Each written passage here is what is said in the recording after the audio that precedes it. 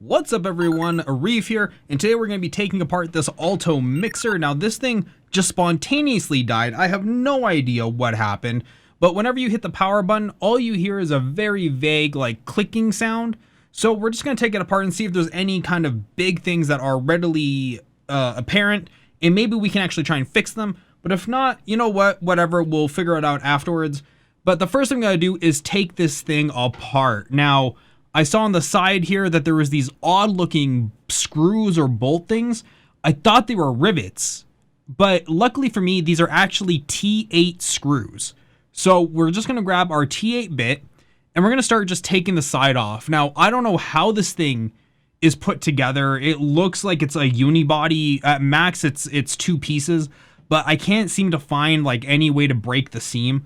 So we're just going to take it apart and just start, and we'll try to work our way through it. Now, like I said, we have to take these two sets of T8, one on each side. So we're just going to take these off and let's see what happens. Oh, and look at that. They're just plastic covers. That's nice. So there's 3 more screws underneath here. These are just your standard stars. Just grab a bit and just start taking them out. Now, you're going to want to find a place to store all your screws.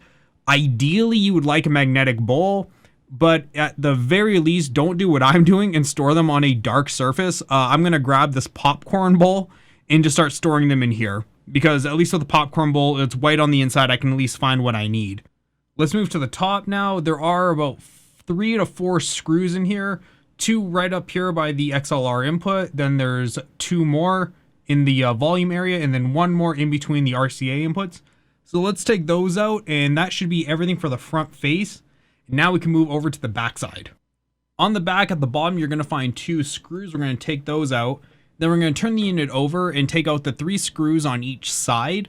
That's going to give us a total of 6. Now, mind you, these screws are smaller than all the other screws that you pulled out. So just keep that in mind when you're putting this unit back together. Then the last 2 screws that you need to remove are in the very top of the chassis. So once you have removed these 2 top screws, the bottom of the unit will just fall out. If it doesn't, just give it a little shake or maybe like pop the top gap a little bit and it will slide right out. With the PCB exposed, the last thing you want to do is get it out of the chassis. Now you're going to see 3 screws on the bottom of the PCB. You don't actually have to take these out. These are put into little standoffs that connect to the top screws that you took out from the control panel. You don't need to take these screws out. Leave them where they are. Instead, there's a nut and a washer combo on the 1/4-inch jacks on the top, and these are what are holding the PCB into the unit. So take some pliers and just unscrew them a little bit, and then unscrew the rest with your fingers. And then once you get all of the washer and O-rings taken out, the PCB will fall right out of the chassis and you can do whatever work you need to on it. And there you have it, ladies and gentlemen. That is how you take apart an ALTO mixer. I hope you guys found this video helpful. If you did, please do like, comment, share, and subscribe. I'm trying to get to 1,000 subscribers on this channel, and we're getting closer every single day. Cannot thank you guys enough. If you want to see more videos like this or have ideas for other videos, do leave them in the comments. I have been Arif, and this has been a tutorial of how to take apart an ALTO mixer, and I'll see all of you on the next video. Bye.